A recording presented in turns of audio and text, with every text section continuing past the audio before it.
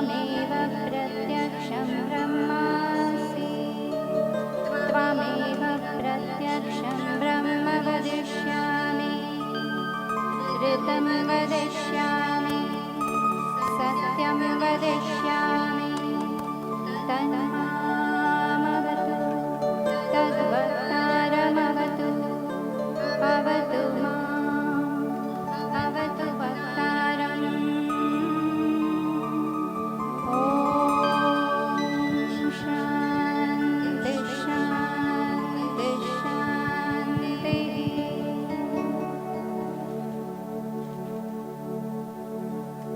સૌને જય શ્રી કૃષ્ણ। ગીતા જીવન સંહિતા અસ્તિત્વનો ઉત્સવ ભગવાન શ્રી કૃષ્ણની સાથે માણી રહ્યા છીએ ત્યારે પૂજ્ય શ્રી ગુરુજી ભૂપેન્દ્રભાઈ પંડ્યાજી વ્યાસ આસન પર વિરાજમાન થયા પૂજ્ય ગુરુજીની અમૃતવાણીમાં શ્રવણ કરીશું। સદગત ઇન્દ્રવર્ધનભાઈ મોદીને ગીતા જ્ઞાન યજ્ઞ ચતુર્થ પુષ્પની આજે પૂજા ડૉક્ટર રાજીવભાઈ પોથી પૂજન એવં ગુરુજીનું વ્યાસ પૂજન કરશે। ઓમ ઇદમ વિષ્ણુર્વિચક્રમે ત્રેધાનિ દધે પદમ સમૂઢમસ્ય પાગ્ગુસુરેશ્વાહા ગુરુર્બ્રહ્મા ગુરુર્વિષ્ણુ ગુરુર્દેવો મહેશ્વરઃ ગુરુः સાક્ષાत् પરબ્રહ્મ તસ્मै શ્રી ગુરવે નમઃ। સદગુરુદેવ કી જય। પૂજ્ય શ્રી ગુરુજીની જે અમૃતવાણીમાં કથા સાંભળી રહ્યા છીએ ગીતા જીવન સંહિતાનું આ ચતુર્થ પુષ્પ આજે 7મો દિવસ અહીં જે સાંભળી રહ્યા છો એ જ કથાની કથાનું પ્રસારણ આસ્થા ચેનલ ઉપર 11 ડિસેમ્બરથી 17 ડિસેમ્બર સવારે 9 થી 12 વાગ્યા સુધી પણ રોજ 3 કલાક આવશે। 11 ડિસેમ્બરથી પણ આપ નિહાળી શકો છો। આપના મોબાઈલ ફોન સ્વિચ ઓફ રાખવા માટે વિનંતી। શાંતિથી ગીતા જ્ઞાન યજ્ઞ પૂજ્ય શ્રી ગુરુજીની અમૃતવાણીમાં શ્રવણ કરીશું। સૌને જય શ્રી કૃષ્ણ।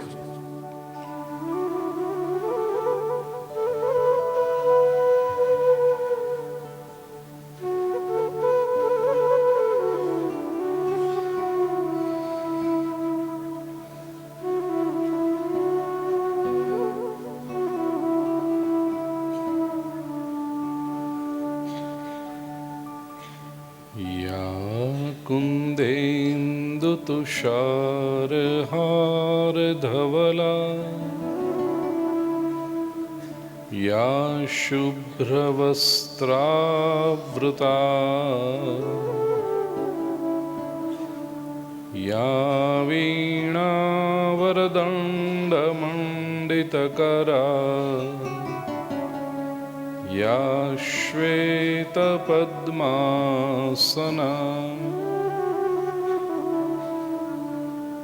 या ब्रह्माच्युतशङ्करप्रभृतिभिर्देवैः सदा वन्दिता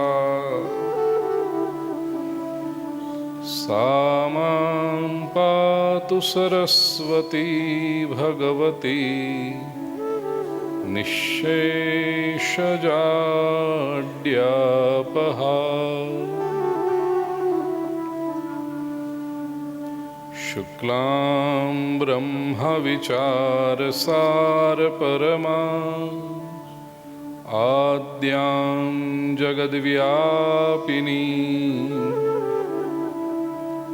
वीणापुस्तकधारिणीमभयदां जाड्यान्धकारापहा।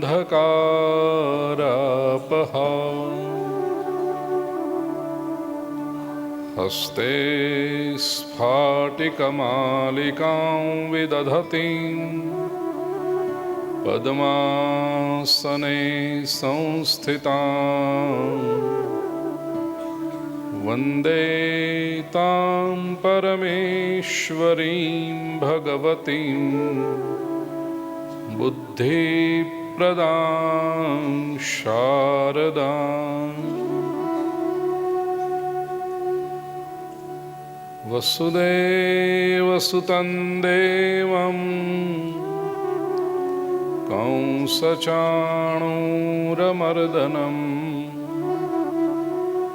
देवकी परमानन्दम् कृष्णं वन्दे जगद्गुरुम्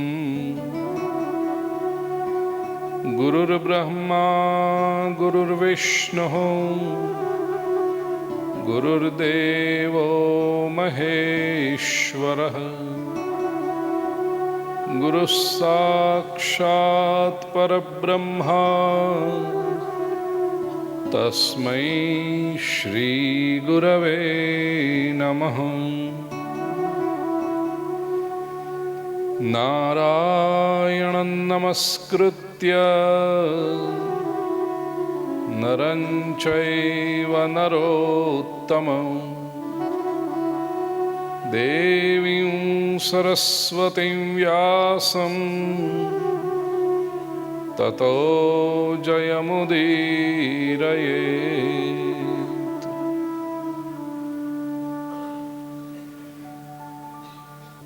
भगवद गीता के चतुर्थ अध्याय का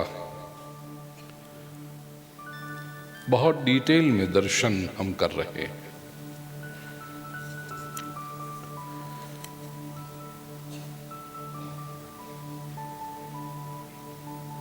यज्ञ का प्रकरण हम देख रहे हैं और उसके उपसंहार तक पहुंच गए। 32वां श्लोक થઈ ગયો ને પાક્કું।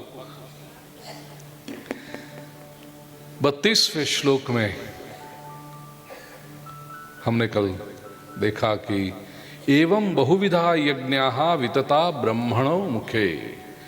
ब्रह्म नाम वेद, मुखे अग्रभाग में, वेद के अग्रभाग में बहुत प्रकार के ऐसे यज्ञों का वर्णन किया गया है। लेकिन ये सारे यज्ञ कर्मजान विद्धितान सर्वान, भगवान श्री कृष्ण कहते हैं अर्जुन ये सारे यज्ञ कर्म में से उत्पन्न होते हैं। एवं ज्ञात्वा विमोक्ष्यसे, ऐसा यदि तू जान लेगा तो तुझे मुक्ति मिलेगी। सारे यज्ञ कर्म से उत्पन्न होते हैं। कर्मयोग तो करना पड़ेगा। परमात्मा तक पहुंचने का मार्ग केवल परमात्मा की स्तुति करना नहीं, प्रशंसा करना नहीं।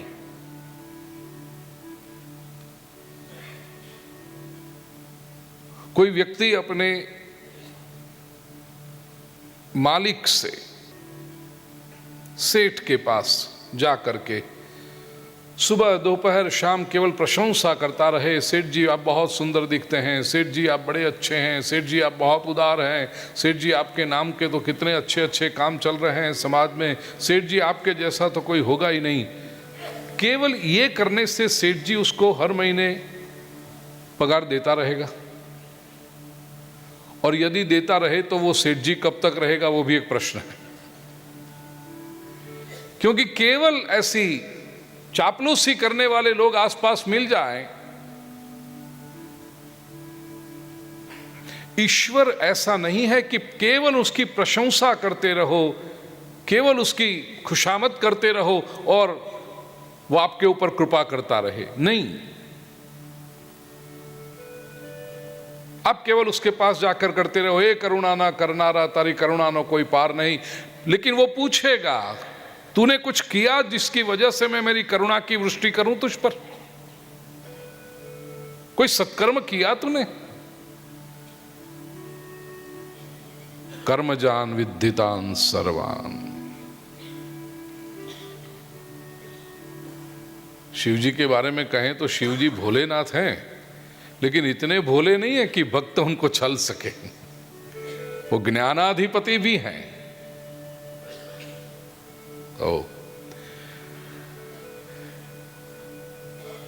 इसलिए 31वें श्लोक में कहा था यज्ञ शिष्टामृत भुजो। पहले यज्ञीय कर्म करो, समाज के लिए पसीना बहाओ, अपना समय, अपनी समझदारी, अपनी शक्ति, और उसमें से जो अमृत की प्राप्ति होती है वो तुम्हें प्रसन्नता प्रदान करेगी। तो 31 और 32 ये 2 श्लोकों में मिलकर प्रभु ने 3 बातें कही। पहली बात, भोग का तिरस्कार करने की आवश्यकता नहीं है। You don't have to be negative towards life. लेकिन समाज के लिए, सत्कर्म के लिए, विकास के लिए इसका इस्तेमाल करके फिर जो शक्ति आपकी बचती है वो आप भोग के लिए प्रयोग करो। आज वृत्ति क्या हो गई है? पहले मैं, फिर मेरा परिवार, फिर समाज, फिर राष्ट्र, फिर विश्व, पहले मुझे क्या मिला, ये वृत्ति अधिक चल नहीं सकती।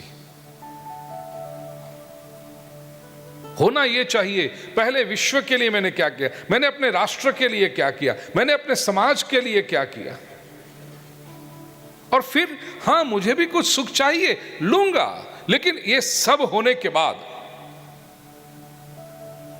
यज्ञ। तो ये पहला सिद्धांत प्रभु ने 31वें श्लोक में कहा। दूसरा, यज्ञ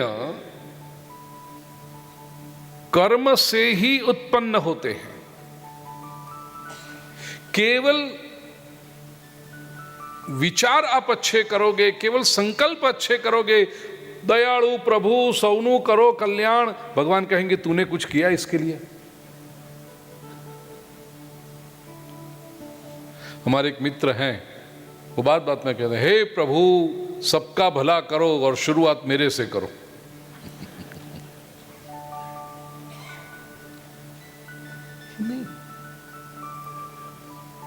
कर्म किया। और तीसरी बात, विचार यदि कृति शून्य होंगे तो विचार किसी काम के नहीं। केवल अच्छे विचार करने से कुछ नहीं होता, अच्छे विचार को कार्य में परिणत करना पड़ता। कर्मजान विद्यतान सर्वान, तब समाज में उसका असर दिखाई पड़ता है। समाज में केवल कुछ लोग अच्छा सोचने वाले होंगे लेकिन कार्य में लाने वाले नहीं होंगे तो उससे समाज का भला नहीं होता। उसका हिंदी में शब्द है ना, ख्याली पुलाव, उससे पेट नहीं भरता, आचरण में लाना पड़ता है। अब ये पूरे यज्ञ प्रकरण का समापन करते हुए प्रभु कहते हैं, जैसा मैंने कल अंत में हमने सोचा था कि प्रभु इतने सारे विविध प्रकार के यज्ञ आपने बताए, लेकिन उसमें से श्रेष्ठ कौन सा है? क्योंकि प्रभु हमारी मानवों की एक मुसीबत यह है, आप जितना अधिक ज्ञान देते हो उतना अधिक हमारा कंफ्यूजन बढ़ता है, हमारी उलझन बढ़ती है। तो इतनी कृपा करो प्रभु, हमें बता दो कि कौन सा यज्ञ श्रेष्ठ है।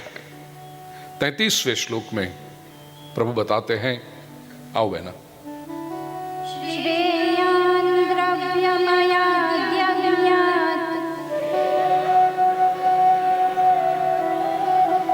ज्ञानयज्ञः परन्तप सर्वं कर्माखिलं पार्थ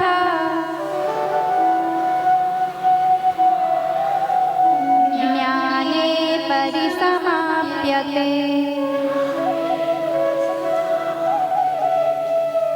हे परंतप, हे पार्थ, हे अर्जुन,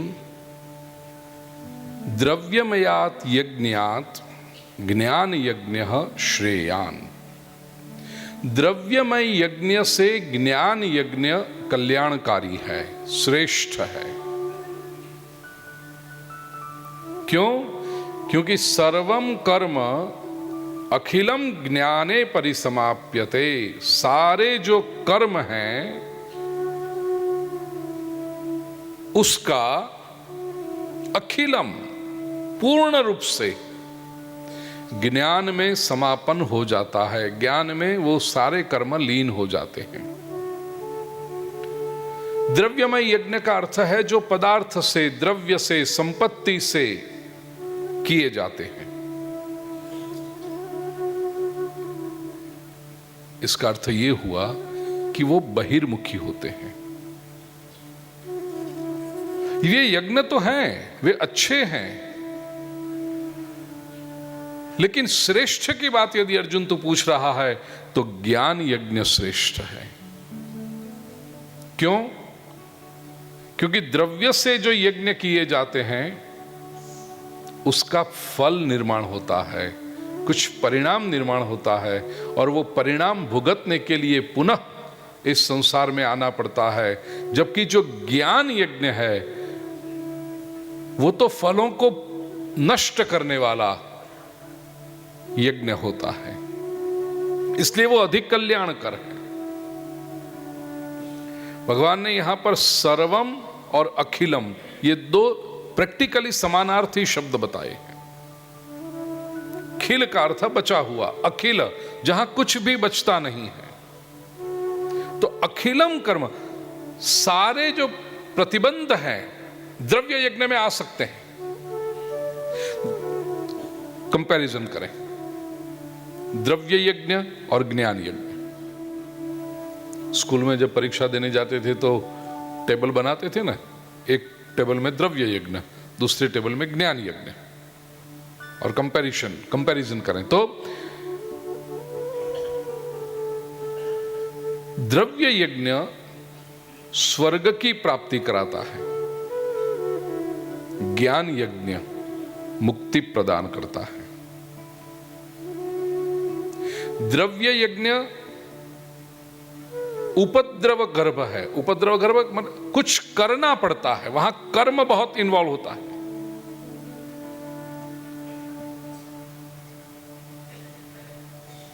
एक बात समझ लेना, तुलना कर रहे हैं इसलिए द्रव्य यज्ञ से ज्ञान यज्ञ श्रेष्ठ है इतना कहना है। द्रव्य यज्ञ आवश्यक नहीं है ये प्रभु नहीं कह रहे, द्रव्य यज्ञ को छोड़ दो ऐसा नहीं कह रहे हैं। भगवान केवल ये कहना चाहते हैं कि केवल द्रव्य यज्ञ पे रुक मत जाना, केवल द्रव्य यज्ञ को इति कर्तव्यता मत मान लेना। द्रव्य यज्ञ करें, अच्छे हैं वो, लेकिन उससे आगे चलकर ज्ञान यज्ञ करने की सोचें। द्रव्य यज्ञ उपद्रव गर्भ है। समझो आपको इच्छा हुई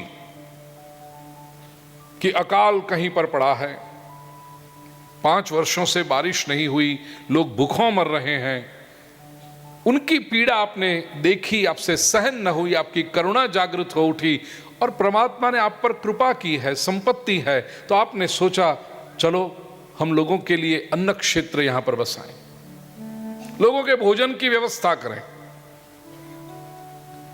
अब बाकी सब पैरामीटर छोड़ दीजिए, आप में इसमें न कोई पुण्य चाहिए, न लोगों की वाहवाही चाहिए, न न्यूज़पेपर में आपके फोटो छपवाने हैं, आपको कुछ नहीं करना, केवल करुणा है कि भाई इतने सारे लोग भूखों मर रहे हैं, मेरे पास ये संपत्ति है, चलो मैं भोजन कराऊं सबको। ये आपका द्रव्य यज्ञ हुआ, क्योंकि उसमें कुछ द्रव्य, संपत्ति, अनाज, ये सब इन्वॉल्व होता है, तो द्रव्य यज्ञ हुआ। लेकिन उससे क्या होगा? उपद्रव करना, आपको बुलाना पड़ेगा, 5-25 लोगों की कमेटी बनानी पड़ेगी कि भाई प्रबंधन करो, हलवाई लाने पड़ेंगे, रसोई बनाने वाले लाने पड़ेंगे, पानी लाओ, ये करो, बर्तन बजाओ, लोगों को बुलाओ, लोग खाना भोजन करके जाएं, फिर स्वच्छता कराओ। आप उसमें व्यस्त हुए। कोई भी द्रव्य यज्ञ करने जाए, इसका परिणाम क्या आया? कुछ हद तक आपके मन में अशांति निर्माण हुई। द्रव्य यज्ञ उपद्रव करते हैं, ये आएगा ही। हां, संसार के अन्य उपद्रवों से यह बेहतर है कि आप लोक कल्याण के लिए कर रहे हैं, लेकिन उपद्रव तो आएगा, अशांति तो आएगी। ज्ञान यज्ञ शांति गर्भ है, उसमें कोई उपद्रव नहीं। तीसरी बात, द्रव्य यज्ञ से कर्म नष्ट नहीं होते, बल्कि नए कर्मों का सर्जन होता है। वो जो आपने 1 महीना, 2 महीना, 6 महीना तक अन्न सत्र चलाया, तो उससे पुण्य निर्माण हुआ, नए कर्म निर्माण हुए। ज्ञान यज्ञ में कर्म पूर्णतः नष्ट होते हैं।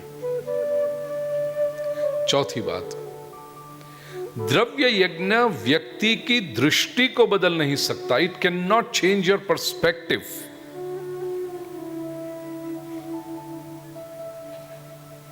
It can give you a feel good emotion temporarily, तुम्हें अच्छा लगेगा, लेकिन उससे आपकी आध्यात्मिक चेतना जागृत हो गई, ऐसा नहीं होगा द्रव्य यज्ञ से।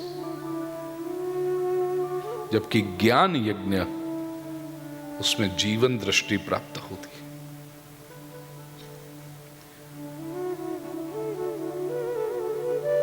सात दिन श्रीमद् भगवत गीता का श्रवण आपने किया, संभव है कि श्रवण के बाद यदि मनन आपने किया होगा तो आपको पता चलेगा हम कहां गलत कर रहे हैं, हम कहां भूल कर रहे हैं जीवन में। इस भूल को सुधार ली जाए,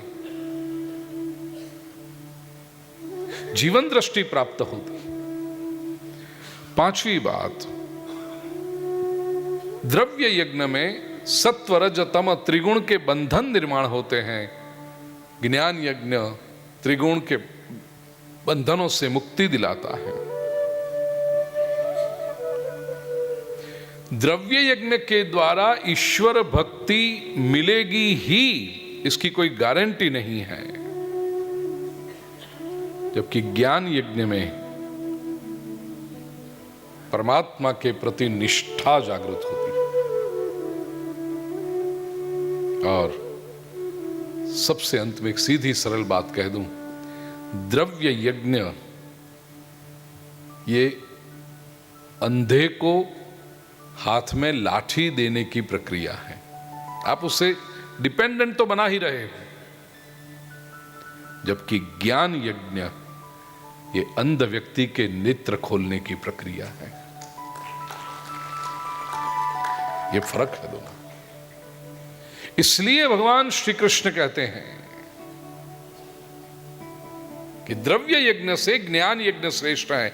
वेदों ने भी कहा, ऋते ज्ञानाद न मुक्ति ही। अब सत्कर्म कीजिए, आवश्यकता है, समाज को भी आवश्यकता है, आपको भी आवश्यकता है, लेकिन केवल सत्कर्म करने से मुक्ति नहीं मिलेगी। आज की परिभाषा में यदि कहें तो लोग क्या सोचते हैं कि चलो भाई, हमने मेहनत की, प्रभु की कृपा हुई, अपने पास सरप्लस वेल्थ है, समय भी अपने पास है, समझदारी भी है, प्रभु ने बुद्धि भी दी है, अनुभव भी है, तो अब क्या करें? लीजर टाइम में, फुर्सत के समय में सोशल एक्टिविटी करें, समाज सेवा करें। अब ये समाज सेवा को एक हाई पेडेस्टल पे रख देते हैं कि हो हम तो सोशल एक्टिविटी करते हैं। करनी चाहिए, ये हमारा कर्तव्य है, लेकिन केवल सोशल एक्टिविटी करने से आप बहुत एलीट हो गए, अब बहुत विकसित हो गए, ये मानने की आवश्यकता नहीं है।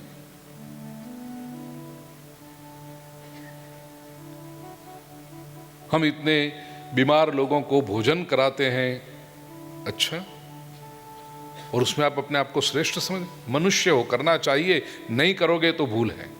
और आपको पता है, ये जूलॉजिस्टों ने संशोधन किया है। चींटी जो होती है ना, एंट, उनकी कॉलोनी होती है। आपने कभी देखा होगा कि चींटी को कहीं चीनी मिल जाए, शुगर, तो लेकर के छोटे छोटे कण लेकर के एक दूसरे को ऐसे बोलते बोलते वो चींटी की लाइन लगती है, और कहीं छिद्र में उनका नीचे कॉलोनी होती। उनकी पूरी सोशल सिस्टम है। और अब तो इंटरनेट के माध्यम से बहुत सरल हो गए, आप गूगल पे जाके सर्च करोगे तो पता चलेगा, सोशल सिस्टम ऑफ एंट, इतना सर्च करो, आपको पूरी फोटोग्राफ के साथ, मूवी के साथ पता चलेगा। केवल हमारी कॉलोनी या कोऑपरेटिव सोसाइटी नहीं होती, चींटियों की भी कोऑपरेटिव सोसाइटी होती है। एक जगह पे कहीं पर चीनी दिखाई पड़े, एक घूमती फिरती चींटी ने देख लिया तो वो सबको जाके बताती है, आओ आओ यहां पर शुगर है, यहां पर। कोई मनुष्य को कोई बिजनेस की अच्छी लाइन मिल जाए तो सबको बताता है। तो आपसे तो चींटी बेहतर है ना। कहीं पर कुछ अच्छा मिल गया तो मनुष्य सोचेगा पहले 2-4 साल तो मैं कमा लूं इसमें से जितना, किसी को पता न चले, मेरी मोनोपोली बनी रहे इसके ऊपर।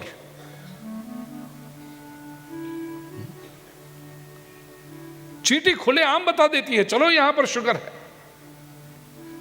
और लाइन में ऑब्जर्व करना कभी आप, वो एक दूसरे को सब मिलते जाते, क्या वो सिग्नल्स देती है कि इधर से जाना और इधर हमें जाना है, बहुत डिसिप्लिन से। इतना ही नहीं, अब जब भीतर उतरोगे तो चींटियों में भी वृद्ध चींटियां होंगी ना, घरडी कीड़ियों। उनको ये चीनी ढूंढने के लिए, भोजन ढूंढने के लिए बाहर नहीं जाना पड़ता, उनको अंदर ही रखते हैं कॉलोनी में। और यंग चींटियां जो लेकर आती हैं वो सब वृद्धों को खिलाती।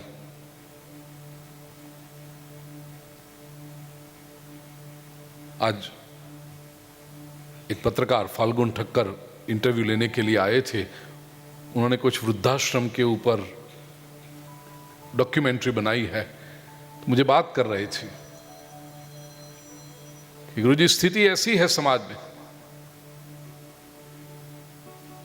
मनुष्य को वृद्धाश्रम की आवश्यकता पड़ती है, चींटियों को वृद्धाश्रम की आवश्यकता नहीं पड़ती। जवान चींटियां अपनी वृद्ध चींटियों का ध्यान स्वयं रखती। बीमार चींटी हो कोई तो बीमार चींटी को भी मजदूरी करने के लिए निकलना नहीं पड़ता है, उनको भी वहां अंदर दिया जाता। और मैं तो केवल एक चींटी की बात करता हूं, ऐसे हर एक प्राणियों की। दूसरी ऐसी बहुत वेल डेवलप्ड कोऑपरेटिव सोसाइटी होती है मधुमक्खी की, हनी बी। ये भी आप सर्च करना कंप्यूटर पे, इतनी सिस्टमैटिक है। अब चींटी और मधुमक्खी जैसी बिल्कुल छोटे जीव जो हम कहते हैं कि क्या उसमें शक्ति, क्या उसमें बुद्धि, वे लोग भी इतने समाज की काम करते हैं, तो हम मनुष्य होकर करें समाज सेवा, उसमें कौन सा बड़ा काम कर दिया आपने। ये करना चाहिए, कर्तव्य है। भगवान श्री कृष्ण कहते हैं केवल वहां पर रुकना मत समाज सेवा करते हुए, ज्ञान यज्ञ की ओर जाना जहां पर आपका निजी विकास बंधन से मुक्त। और ऐसी बहुत समाज सेवा हमने चींटी के रूप में, मधुमक्खी के रूप में की होगी। उन सब पुण्यों के प्रभाव से तो मनुष्य बने, और मनुष्य बन के ही वही करते रहेंगे। तो भगवान कहेगा ये तो तू चींटी था तब भी करता था, मानव जन्म तुझे दिया क्यों है मैंने? 83,99,999 शरीर छोड़कर ये दुर्लभम मानुषम जन्म तुझे जो दिया, बड़े भाग मानुष तनु पावा। गोस्वामी तुलसीदास जी रामचरितमानस के उत्तरकांड में जो कहते हैं, वो क्यों दिया ये दुर्लभ मनुष्य जन्म तुझे? वो ज्ञान यज्ञ के लिए दिया गया।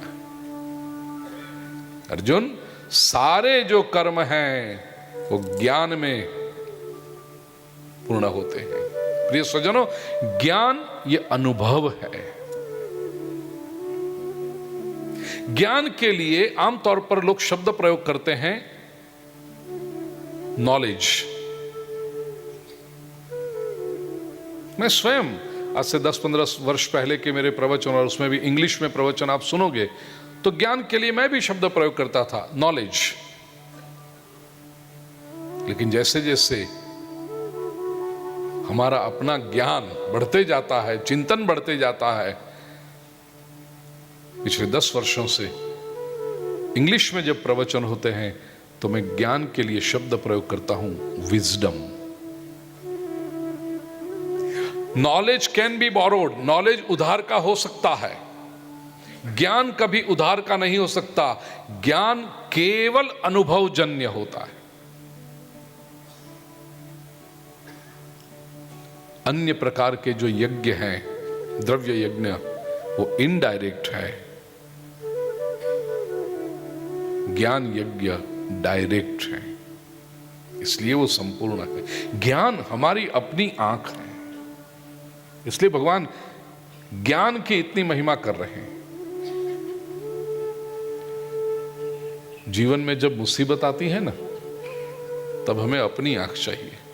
मैंने सुना है, एक बाबूजी थे, संयुक्त परिवार, बड़ा संस्कारी परिवार उनका।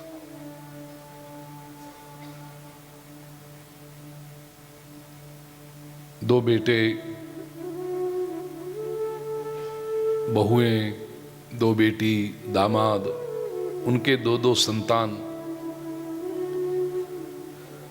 बाबूजी की उम्र हुई 80 साल, और शरीर है तो धीरे धीरे धीरे सब अंग शिथिल होते जाते हैं। आंखों में अंधापन आने लगा। डॉक्टरों ने कहा ऑपरेशन करना पड़ेगा, अच्छा हो जाएगा। बाबूजी ने कहा नहीं, ऑपरेशन नहीं करना। अब 80 साल की उम्र में क्या ऑपरेशन करना। अरे बाबूजी, आपकी आंखें हैं, ठीक हो जाएंगी। बाबूजी ने कहा नहीं, बड़ी अच्छी तरह से जीवन जिया है मैंने, और इतना अच्छा परिवार है, इतने संस्कारी सब लोग हैं, सेवा करते हैं मेरी ही आंखें हैं ना ये सब। बाबूजी ने तो गिनती भी की, 2 बेटे, उनकी 2 बहुएं, जब 4 लोग ये हुए, 2 बेटियां, 2 दामाद, 4 वो हुए, 8। ये चारों के 2-2 संतान, तो संतान भी हुए 8। 8 और 8 16। उन सब की 2-2 आंखें। तो बाबूजी ने कहा ये सब 32 आंखें मेरी ही तो हैं। अरे कोई है ऐसा, कमरे में से बोलता हूं तो सामने आ जाते हैं, हाँ बोलो दादाजी क्या करें आपके लिए, पानी चाहिए, भोजन चाहिए, कहीं बाहर जाना है हम ले जाएंगे। इतने सेवा में रहते हैं। और मेरी अपनी पत्नी भी है, उसकी भी तो 2 आंखें। तो ये सब मेरी तो आंखें हैं। अब भावुकता में कई लोग बोलते हैं ना, सब मुझे क्या जरूरत है, मुझे ऑपरेशन नहीं कराना, बस अब भगवान की जो मर्जी ऐसे ही। ये संतानों ने भी आग्रह किया, बाबूजी करवा लो ऑपरेशन, कोई बड़ी बात नहीं होती। आजकल के जमाने में मेडिकल साइंस इतना आगे बढ़ गया है, इतनी अच्छी अच्छी अस्पताल है, अपोलो, तो बहुत सुंदर काम होते हैं, करा लो। नहीं बाबूजी नहीं, कुछ कई बार नहीं, बड़े लोग ऐसे जिद पर, नहीं मुझे जरूरत नहीं, मुझे नहीं जरूरत नहीं, मैं नहीं कराऊंगा। हुआ एक बार ऐसा, प्रभु की लीला, कि बाबूजी जिस घर में रहते थे उस मकान में आग लगी। अचानक कहीं से इलेक्ट्रिकल शॉर्ट सर्किट हुई होगी और भम भम भम भम भम आग एकदम धू धू धू करके जलने लगी। अपने अपने कमरे में से निकलकर सब आंखें बाहर, और सब लोग बाहर गए, एक दूसरे को देख लिया। बड़े बेटे ने कहा अपनी पत्नी आ गई, 2 बच्चे आ गए, छोटा भाई, यहाँ छोटे भाई की बहू भी आ गई, बहन, दामाद, ये सब 32 की 32 आंखें बाहर। और बाबूजी, अरे बाबूजी तो अंदर रह गए। ओह, और मकान जो धू धू धू जल रहा है, किसी की हिम्मत नहीं कि अंदर जाकर के बाबूजी को हाथ पकड़ के ले आए। प्रिय स्वजनों, ये जीवन रूपी मकान में समस्या की आग जब लगती है, तब उधार की आंखें काम नहीं लगती, उस वक्त तो अपनी आंखें होनी चाहिए। ये ज्ञान है। ज्ञान मनुष्य की अपनी दृष्टि है। बाहर की दृष्टि कहां तक चलेगी, कितनी चलेगी।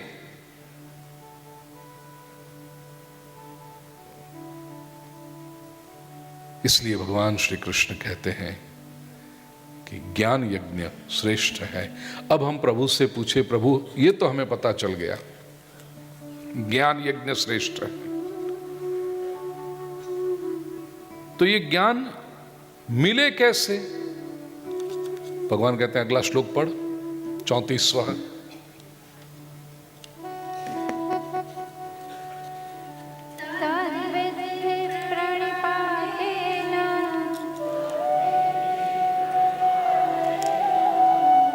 परिप्रश्नेन सेवया उपदेक्ष्यन्ति ते ज्ञानम् ज्ञानिनस्तत्त्वदर्शिनः।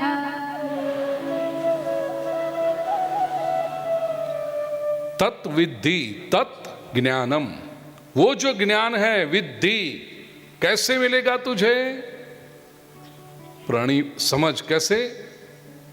प्रणिपातेन, सबसे पहले कहा प्रणिपात, आदर पूर्वक साष्टांग दंडवत प्रणाम करके, प्रणति, प्रणिपातेन। दूसरा परिप्रश्नेन, परितः प्रश्न इति परिप्रश्न,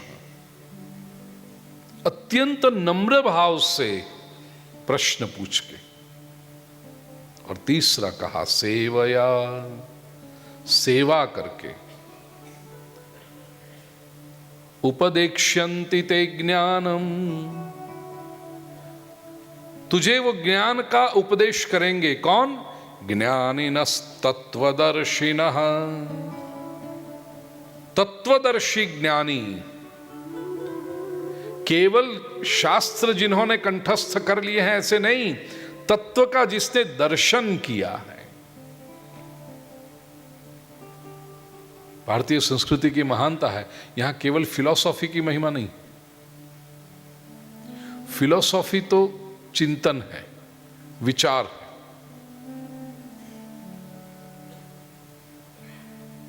इंग्लिश में जो शब्द है फिलॉसफी, उसके रूट में है फिलोसोफेस, टू थिंक, टू आर्ग्यू,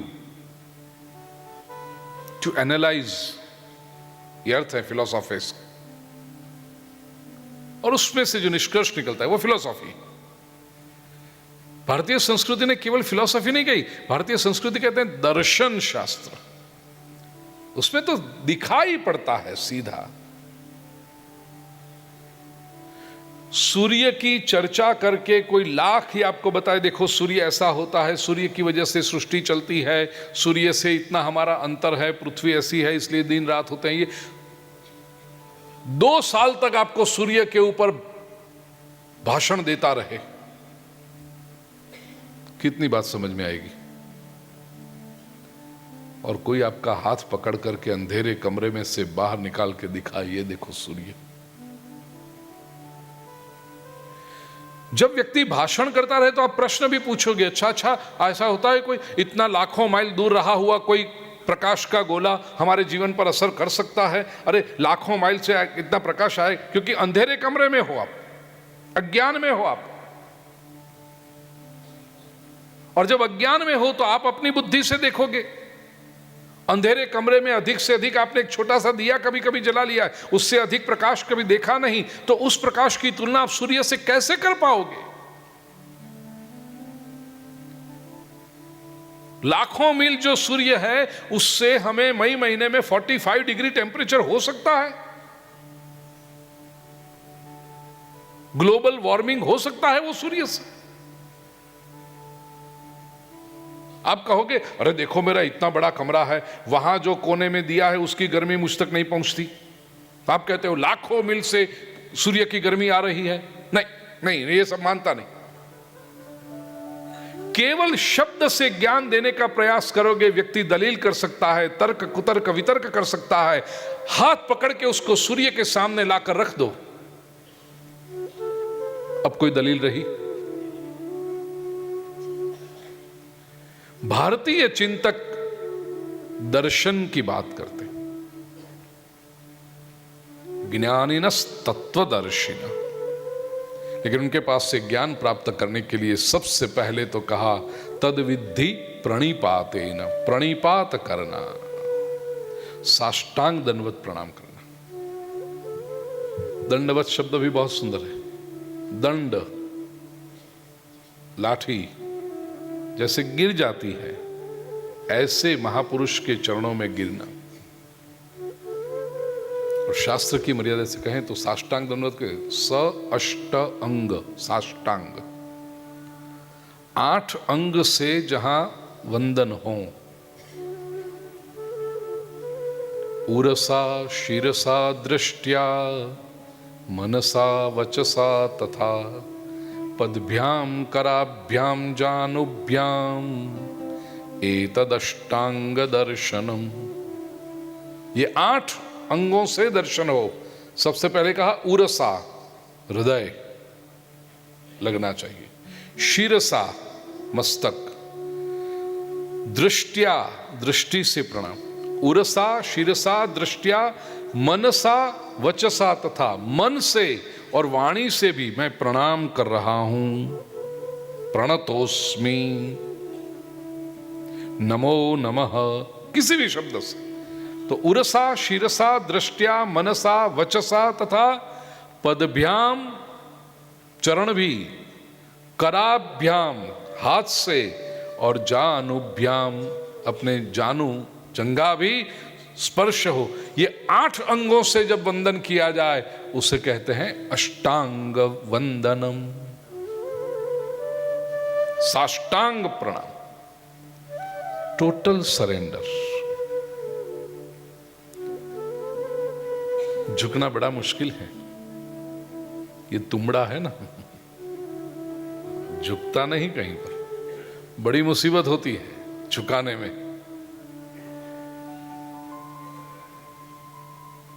लालच और स्वार्थ हो तो शायद नाटक के लिए झुक जाए, सेठ जी सेठ जी,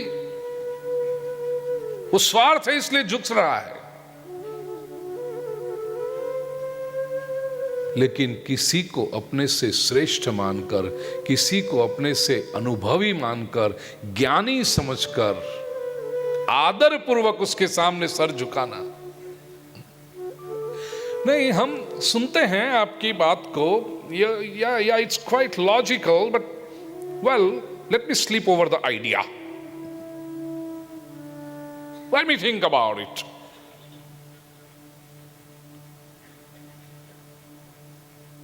सुनने में तो अच्छी लगती हैं आपकी बातें, या लेकिन मैं सोचता हूं जरा, you know we are very intelligent people, सो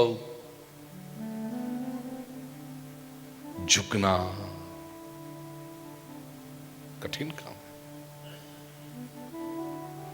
अपने भीतर बैठा हुआ जो अहंकार है, परीक्षक है। दुनिया में कई ऐसे स्थान हैं जहां आदर पूर्वक सिर झुकाया जाए, लेकिन हमारे भीतर का अहंकार, हमारे भीतर का परीक्षक झुकने नहीं देता। हम केवल अपने सेट ऑफ आइडियाज लेकर चलते हैं और उससे मिलती जुलती बात जो कहे, अच्छा कहा, he is right, he is right. Who are you to examine whether he is right or not? और हमारी विचार से थोड़ी सी अलग बात आई, आई डोंट थिंक सो।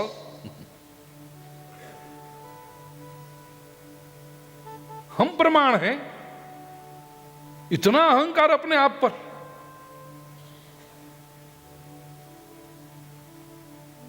पहले तो झुकिए, प्रणिपाते, फिर परिप्रश्न, पूछना। और पूछना वो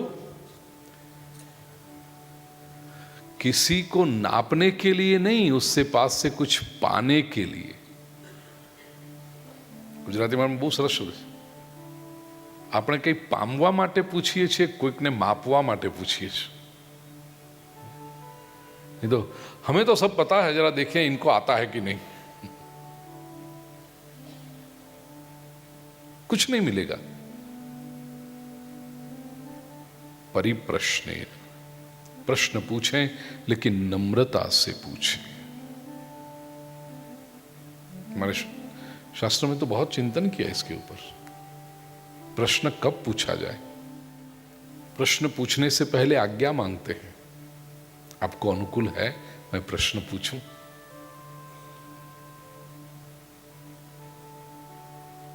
कभी भी फोन पे एक संशय है जरा, अच्छा तब तो आपके लिए ही तो बैठे हैं।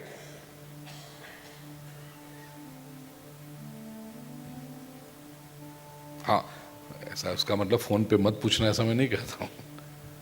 कभी कभी फोन पे पूछेंगे तो उसमें भी नम्रता दिखाई पड़ती है उनकी।